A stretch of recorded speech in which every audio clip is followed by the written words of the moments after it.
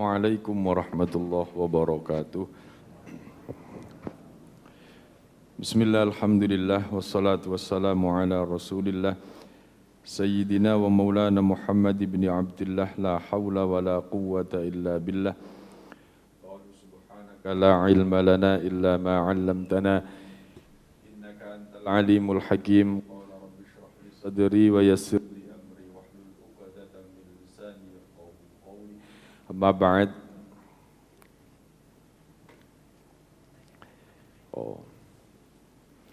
Hadirin jamaah rahimakumullah, monggo kita lanjutaken ngaji kitab Wasiyatul Mustafa. Saderengipun monggo kita maos Fatihah ingkang kita hadiahaken dumateng Kanjeng Nabi Muhammad sallallahu alaihi wasallam. Nomor kali musannif kitab ini Syekh Abdul Wahab As-Sa'rani, yang ketiga untuk hajat kita semuanya. Ila hadratin Nabi wa ila hadhihi niyah. Al-Fatihah. A'udzu billahi minasy syaithanir rajim. Bismillahirrahmanirrahim. Alhamdulillahi rabbil alamin. Arrahmanir rahim. Maliki yaumiddin. Iyyaka na'budu wa iyyaka nasta'in. Ihdinas siratal mustaqim. Siratal ladzina an'amta 'alaihim ghairil maghdubi 'alaihim waladdallin. Amin. Halaman 17 nomor sekawan saking inggil.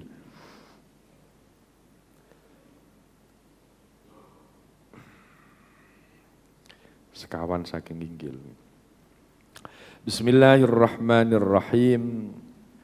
Faslun utawi ikilah fasal fit taubati ing dalem mertelaaken perkara tobat, ya, bab tentang tobat. Qala alaihi salatu wassalam, qala wasdawu sapa alaihi salatu wassalam Kanjeng Nabi Muhammad sallallahu alaihi wasallam. Ya Ali, he Ali, la taubata, ora ana tobat ditaibi keduwe wong kang tobat, hatta yaghsila sehingga masuwi sapa wong sing tobat mau batnahu ing wetenge wong minal harami saking perkara haram biti bikasbihi kelawan baguse penggawean, kelawan baguse napa niku penyambute wong. Iki nasihat pertama tentang bab tentang tobat. Ya alihi ali la taubata li taibin, tidaklah dikatakan orang itu bertobat hatta yaghsila sehingga membasuh batnahu perutnya minal harami saking perkara haram biti bikasbihi dengan baiknya pekerjaan. Kalau kita ini sudah mengatakan tobat, maka yang pertama kali yang harus kita lakukan adalah membersihkan perut kita dari makanan yang haram. Kenapa? Karena makanan yang haram itu akan mengakibatkan perbuatan-perbuatan yang tidak baik juga.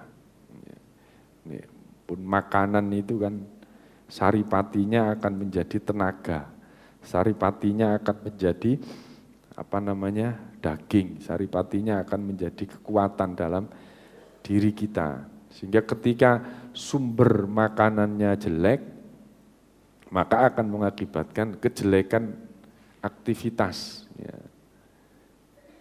Nek diumpamakno mobil bahan bakar pertalit terus diiseni solar, terus pundi?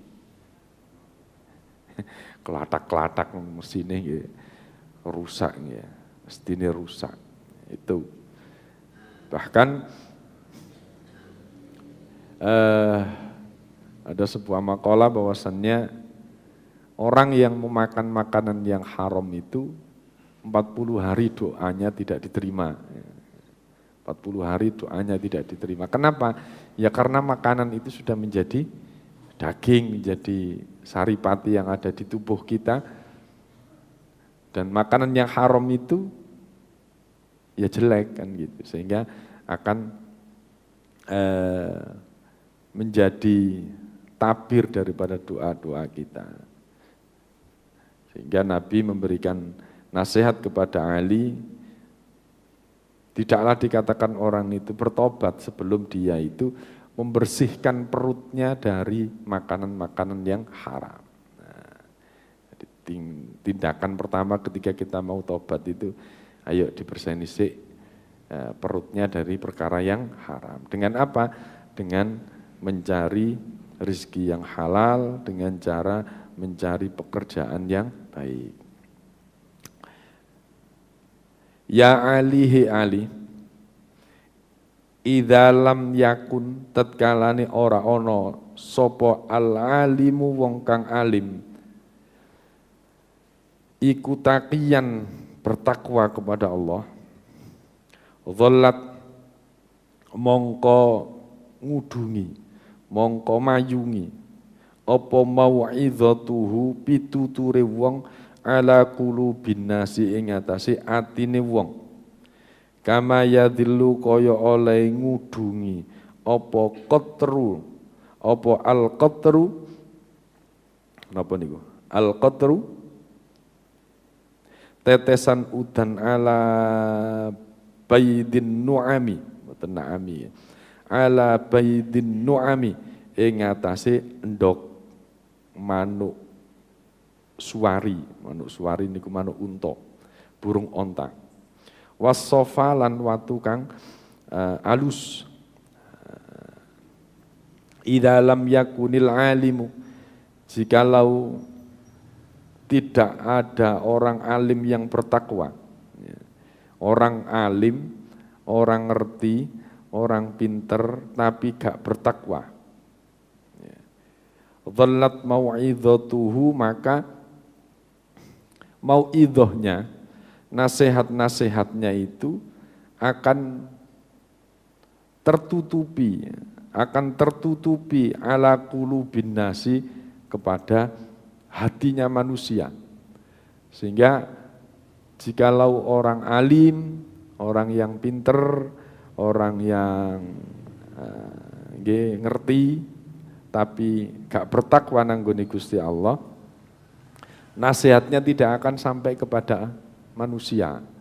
Nasihatnya tidak akan sampai kepada orang yang mendengarkan. Lah niki hati-hati datang kula piyambak ya. Bagaimana saat ini itu nasihat begitu banyaknya, pengajian-pengajian di TV, di YouTube banyak ya. Tapi akhlaknya manusia masih kurang baik, berarti ya kita dari orang-orang yang ngaji, para ustadz ini harus evaluasi diri. Berarti ada kesalahan. Ada kesalahan apa? Mungkin kita ini iso ngomong tapi gak iso ngelakoni. Ya. Kurang bertakwa datang Gusti Allah. Nek sing ngrungokno enak ae, sing ngaji enak ae. Orang sing muruk ngeten iki berat ya. Berat. Jadi kalau seseorang itu orang alim yang kealimannya itu tidak didasari ketakwaan kepada Allah, maka nasihat-nasihatnya tidak akan sampai kepada hati manusia. Seperti halnya kama yadhillul qatru ala baydin nu'ami, seperti halnya tetesan hujan yang tidak sampai kepada telur onta yang terpayungi. Jadi tidak akan sampai. Kenapa? Karena tertutupi. Apa penutupnya itu? Ya karena ketidaktakwaan dari orang alim tadi itu. Orang alim. Ya Ali, idza madha tatkalane wis liwat alal mukmini ing atase wong mukmin,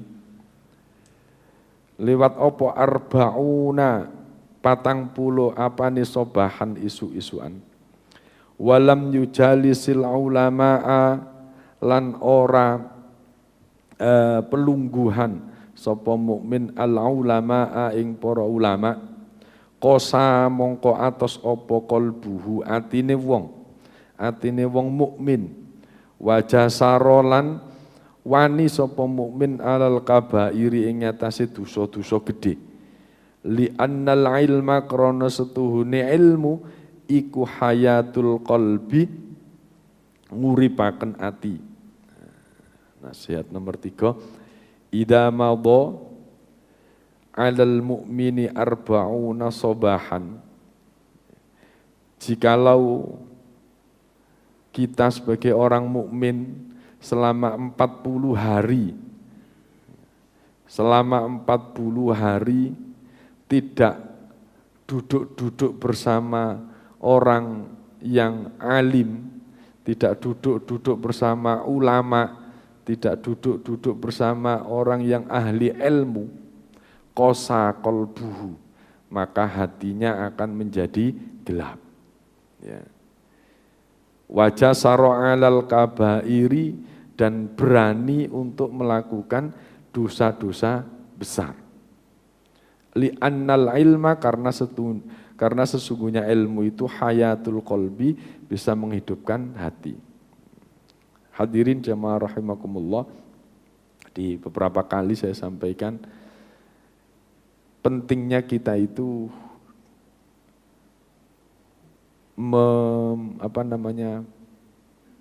semrawung bersama orang-orang yang baik. Ya. Kayak begini ini, ya, ngaji begini ini. Walaupun tidak bawa kitab, ya, walaupun sedikit ngantuk, ini lebih penting daripada kita tidak ngaji, tidur di rumah. Kenapa? Ya ini, satu, majelis ilmu ngeten niki diiringi dengan doa-doa para malaikat dan semua makhluk yang berada di bumi. Baik itu berada di daratan maupun di lautan. Ikan-ikan yang berada di lautan, daun-daunan yang ada di dunia ini, semuanya pada mendoakan kita yang berada di masjid ini untuk ampunan kepada kita. Ini pentingnya kita duduk-duduk begini ini. Walaupun ngajinya ya kadang paham, kadang enggak apa-apa, enggak penting itu. Yang paling penting itu komunitas ngaji ini. Komunitas ngaji itu yang paling penting. Kenapa juga penting? Ketika komunitas ini menjadi sebuah kebiasaan kita, wis menjadi mendarah daging, maka harapan kita ini yang akan bisa membawa kita kepada husnul khotimah kita. Amin ya. Penting nih. Kenapa? Karena ngeten Pak Bu. Ya, jadi di Al-Qur'an itu ya, Al-Qur'an. Di surat terakhir dari Amma Yatasa'alun itu surat apa? Tabarok ya. Napa surat apa nih? An-Naba, surat An-Naba. Itu nanti ketika kita ini mau meninggal dunia itu diperlihatkan apapun yang pernah kita lakukan di dunia ini. Kalau kita ini setiap harinya kumpulan ya wong masjid, iling pada waktu berangkat nang masjid, mulai nang masjid, guyon nggone dalan, setelah kita ngaji bersama, ingat-ingat itu semua, ya. Terus kemudian kita meninggal dunia, berarti yang kita ingat itu kebaikan-kebaikan. Sehingga yang mengantarkan kita ketika mati itu adalah ingatan-ingatan yang baik. Nah, ini pentingnya begini nih, pentingnya majalisul ilm, duduk-duduk untuk mencari ilmu, duduk-duduk bersama para alim ulama, pentingnya ini. Ya.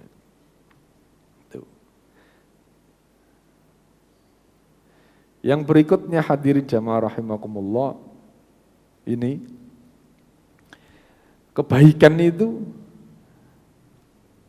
al khairu yajlibul khaira wasarru yajlibus syarra. Kebaikan itu akan menarik kepada kebaikan-kebaikan yang lain. Wasyarru yajlibus syarra. Kejelekan itu akan menarik kepada kejelekan-kejelekan yang lain. Ketika kita berada di sebuah komunitas yang baik, maka akan ada magnet kebaikan di sekitar kita. Orang sholawatan di masjid, ya. Sholawat masih gak ngerti diwojo. Ada magnet yang menarik hati kita untuk kepada kebaikan. Dzikir bersama, istighosah bersama, itu akan menarik kebaikan-kebaikan dalam hati kita. Coba bandingkan panjenengan suwe gak nang masjid. Senengane nonggone pinggir dalan wis pokoke gak jelas lah. Nanti hati kita ini akan dibawa kepada kejelekan. Enteng ngelakoni elek tinimbang ngelakoni api. Beda dengan orang yang biasa ke masjid. Ketika diajak baik, banter. Tapi ini diajak jelek, pikir-pikir. Ini memposisikan diri untuk menjadikan diri kita ini menjadi orang baik. Apakah kita sudah baik? Belum. Apakah kita sudah baik? Aku no masjid berarti wong api, enggak usah GR dhisik. Kita ini masih memposisikan diri untuk membiasakan baik dan menjadi baik. Pingin baik. Semoga kepinginan baik kita itu nanti pada akhirnya Allah nyetempel kita ini menjadi orang baik. Itu paling penting itu.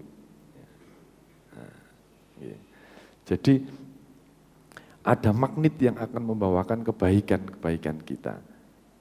Ngaji ngeten iki masih kaya ya ngantuk-ngantuk dede. Ini ada kebaikan pada kita.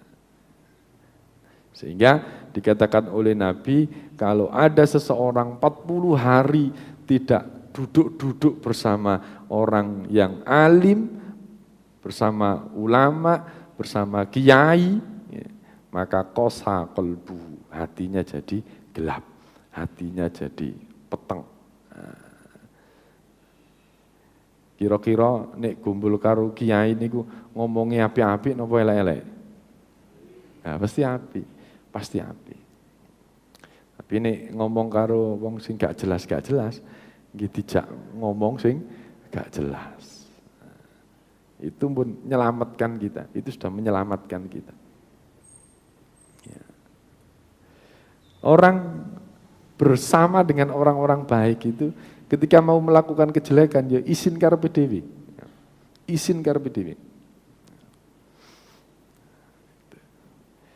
Itulah Nabi memberikan nasihat kepada kita, ayo duduk-duduk bersama orang-orang yang baik, duduk bersama alim ulama, bersama kiai-kiai. Ya. Kalau memang ya lebih gampangnya ya duduk-duduk di masjid, duduk-duduk di musola, ngaji, nah itu penting. Bismillahirrahmanirrahim. Ya Ali, hei Ali, innallaha setuhune Gusti Allah la yastahyi iku la yastahyi ora isin sapa Gusti Allah. Ora isin apa? Ngene iki.